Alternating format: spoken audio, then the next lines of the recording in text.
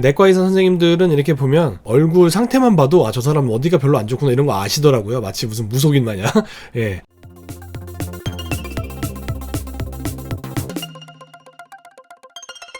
안녕하세요. 1인 지식기업가 양지호입니다. 오늘은 1인 지식기업가의 건강관리에 대해서 레슨을 진행해 보도록 하겠습니다. 1인 지식기업 하시다 보면은 어려운 일이 많은데 그 중에 제일 좀 소홀히 하기 쉬운 부분이 바로 건강관리 부분이에요. 왜냐면 또 열심히 일하다 보면은 뭐 쉬는 시간도 없이 막 몇 시간씩 앉아서 일하는 경우도 있고, 또 막 며칠 밤새는 경우도 있고, 또 마감 기한 맞추느라고 그러는 경우들도 있고, 그래서 굉장히 좀 불규칙한 삶을 살게 되기 쉬운 직종이 바로 우리 1인 지식기업가입니다. 특히나 어떤 외부적인 통제를 받지 않기 때문에 밤늦게 자고 아침에 늦게 일어나고 이런 일들이 비일비재하거든요. 그런 부분들을 제대로 통제하지 않으면 건강상의 이상이 언젠가는 발생을 하게 되고, 그것이 업무 효율을 아주 급격히 떨어뜨리는 그런 결과를 가져오게 됩니다. 따라서 이 건강관리라는 게 일반적인 직장인분들도 중요하지만 우리 1인 지식기업 같은 경우는 진짜 굉장히 중요한 부분이 되겠죠. 스스로 이걸 해야 된다는 부분이 아주 어려우니까 어떻게 하면 이 1인 지식기업가의 건강을 효율적으로 관리할 수 있을 것인가, 그거를 알아보도록 하겠습니다. 저는 1인 지식기업가가 건강관리를 하기 위해서는 총 4가지를 지켜야 한다고 생각해요. 첫 번째부터 살펴보면 먼저 매일 운동하라 입니다. 요거는 1인 지식기업이 오히려 직장인들보다 훨씬 더 잘 지키고 쉽게 지킬 수 있는 부분이라고 저는 생각합니다. 왜냐하면 시간 자체를 스스로 쓸 수 있기 때문에 뭐 누구 눈치 보지 않고 내가 원하는 시간에 이렇게 가서 운동을 할 수가 있거든요. 그래서 매일매일 운동을 하는 게 참 중요합니다. 왜냐하면 또 이게 체력이라는 게 여러분들 위생 보셔서 아시죠? 위생 같은 거 보면 바둑 두시는 분들도 가만히 앉아서 바둑만 두는데 오전에는 오전 내내 운동만 하고 막 등산하고 막 그러는 거, 그 위생 드라마에서 나오죠. 왜 그러냐면 거기서도 중요한 말이 나옵니다. 체력이 정신을 지배한다고 하죠. 우리는 정신이 체력을 지배한다고 막 그런 말이 있는데, 사실 체력이 뒷받침되지 않으면 정신이 멍해지죠. 그러면서 아무것도 할 수 없는 상태가 오게 돼요. 그래서 결국 체력이 뒷받침되어야 폭발적인 업무 효율도 낼 수가 있는 거거든요. 그래서 체력 관리를 참 잘하시는 게 중요하고, 또 매일 운동하는 게 그래서 중요합니다. 그러면 매일 운동을 하기 위해서 좀 효율적으로 운동을 해봐야 될 거 아닙니까? 그래서 어떻게 하면 매일 효율적으로 운동을 할 수 있느냐, 저는 일단 기본적으로 헬스장은 하나 끊어놓으시는 게 좋다고 생각해요. 요즘에 미세먼지 이런 게 많고 해가지고 날씨가 웬만한 상태에서 밖에 나가서 운동할 수 있는 날이 흔치 않아요. 미세먼지 없는 날은 밖에 나가고 싶으면 뭐 비가 온다거나 너무 덥다거나 너무 춥다거나 그럼 밖에 나가서 운동하기가 참 쉽지 않거든요.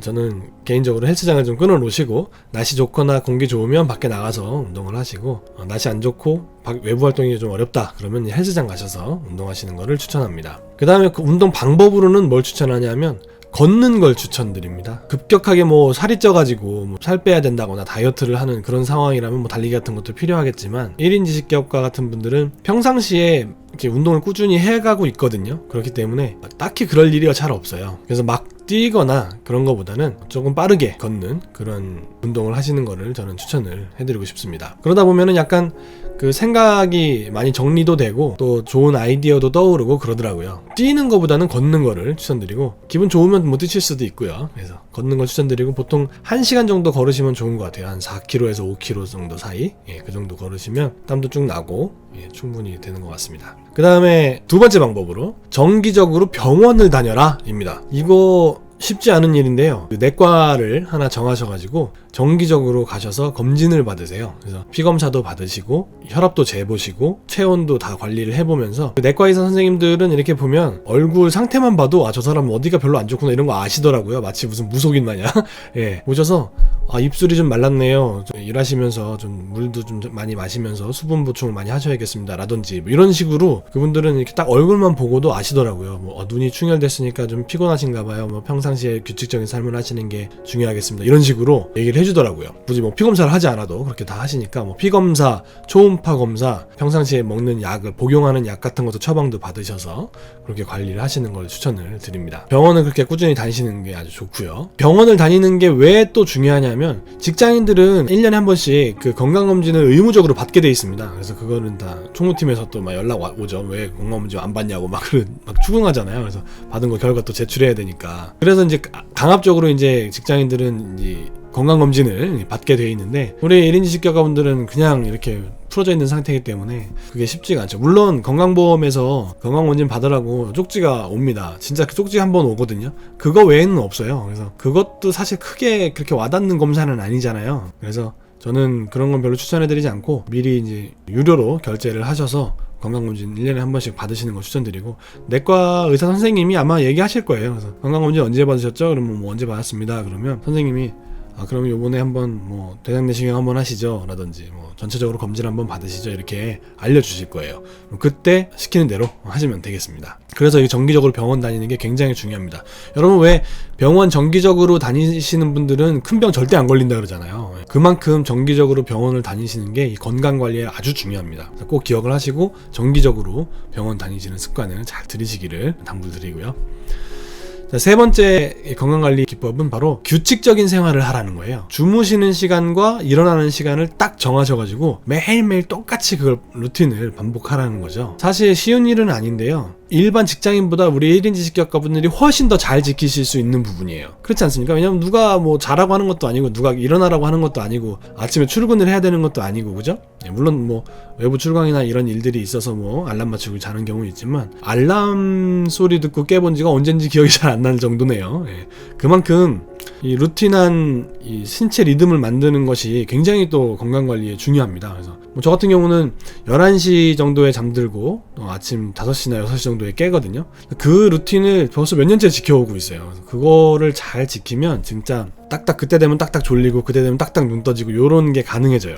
그렇게 되면 잠도 훨씬 더 효율적으로 잠들게 되고 몸도 이제 잘 시간이구나라는 걸 깨닫고 딱 잠자리에 드는 것 같아요. 의도적으로 잠드는 그런 느낌이 아니라 거의 기계적으로 잠드는 그런 느낌이 납니다. 규칙적인 생활이라는 게 이래서 중요하구나 하는 거 저는 1인 지식기업 하면서 깨달았어요. 여러분도 잠자는 시간과 일어나는 시간, 그다음에 식사하는 시간 이런 걸 다 딱딱딱 정해놓으셔서 그걸 그대로 따르는 그런 루틴을 정해보시기 바랍니다.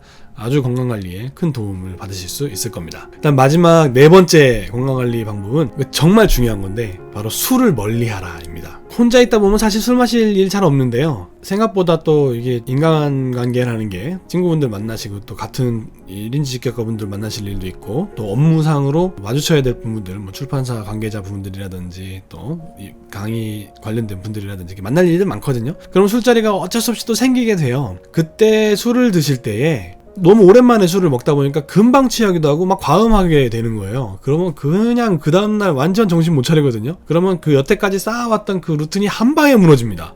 그리고 그 술 깨는데 또 며칠 몇 날이 걸려요. 그래서 그동안 또 운동도 못하고 일도 못하고 막 그러죠. 그래서 그러면 굉장히 비효율적이다 하는 생각이 저희는 들었거든요. 다른 뭐 매일 운동하는 것도 중요하고 병원 가는 것도 중요하고 규칙적인 생활하는 건 다 중요한데 이 술은 정말 좀 멀리 하십시오. 물론 뭐 치킨 먹으면서 그 맥주 한 잔씩 먹고 이러는 걸 얘기하는 건 아닙니다. 그런 거는 뭐 기본적으로 할 수 있는 건데 포금하는 거, 과음하는 거, 특히나 막 폭탄주 섞어 먹고 막 이러는 거 있죠. 그런 것들이 건강에 정말 좋지 않아요. 정기적으로 병원 다니면서 간 관리하고 뭐 간 보호하는 약도 먹고 뭐 막 그렇게 하고 있는데 뭐 폭탄주 막 10잔씩 말아먹고 이거는 정말 상반되는 얘기지 않습니까? 그래서 이 건강관리 부분에서는 특히나 이 술 부분은 정말 잘 관리를 하실 필요가 있다는 생각이 듭니다. 과음하지 마시고 포금하지 마시고 일단 그런 자리 자체를 가지 마십시오. 그게 제일 좋고요. 술자리 가시더라도 적당히 하고 빠지시고 또 매일매일 이렇게 술 같은 거 가도 좀 멀리 하시는 습관을 드리는 거를 추천을 드립니다. 정리 한번 해볼까요? 4가지 사항 말씀드릴게요. 매일매일 운동하라. 그죠? 두 번째로 정기적으로 병원 다녀라. 그죠? 세 번째로 규칙적인 생활해라. 그 다음에 네 번째로 술을 멀리해라 하는 것.